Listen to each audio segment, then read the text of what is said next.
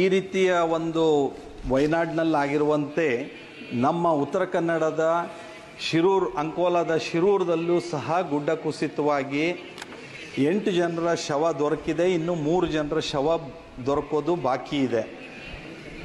ಪ್ರಧಾನಮಂತ್ರಿಗಳು, ಗೃಹ ಮಂತ್ರಿಗಳು, ರಕ್ಷಣಾ ಮಂತ್ರಿಗಳು ತಕ್ಷಣ ಸೈನ್ಯ ಕಳಿಸಿದ್ದಾರೆ. NDRF ಮತ್ತು ಸೀಬರ್ಡ್ ಅಧಿಕಾರಿಗಳೆಲ್ಲ ಹುಡುಕುವ ಕೆಲಸವನ್ನು ಸಮರ್ಪಕವಾಗಿ ಜುಲೈ 16ನೇ ತಾರೀಕಿನಿಂದಲೇ ಮಾಡ್ತಾ ಇದ್ದಾರೆ.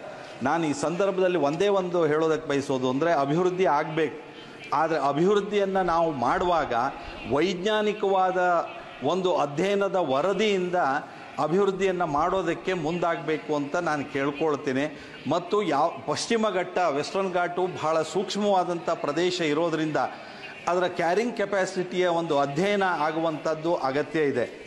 ಇಲ್ಲ ಅಂದರೆ ಈಗ ಅಲ್ಲಿ ನಮ್ಮ ಅಂಕೋಲಾದ ಶಿರೂರದಲ್ಲಿ NHAIದವರು ಮಾಡ್ತಾ ಇರುವ ರಸ್ತೆಯ ಕೆಲಸ ಅವೈಜ್ಞಾನಿಕವಾಗಿದ್ದರಿಂದ ಈ ಗುಡ್ಡ ಕುಸಿತು ಮತ್ತು ಮಳೆ ಬಹಳ ದೊಡ್ಡ ಪ್ರಮಾಣದಲ್ಲಿ ಹೆಚ್ಚಾಗಿದೆ. ಇದರಿಂದ ಆಯಿತು ಅನ್ನೋದಿದೆ. ಹಾಗಾಗಿ ಮುಂದಿನ ದಿನದಲ್ಲಿ ಅಭಿವೃದ್ಧಿ ಕೆಲಸ ಮಾಡುವಾಗ ಇದಾಗಬೇಕು.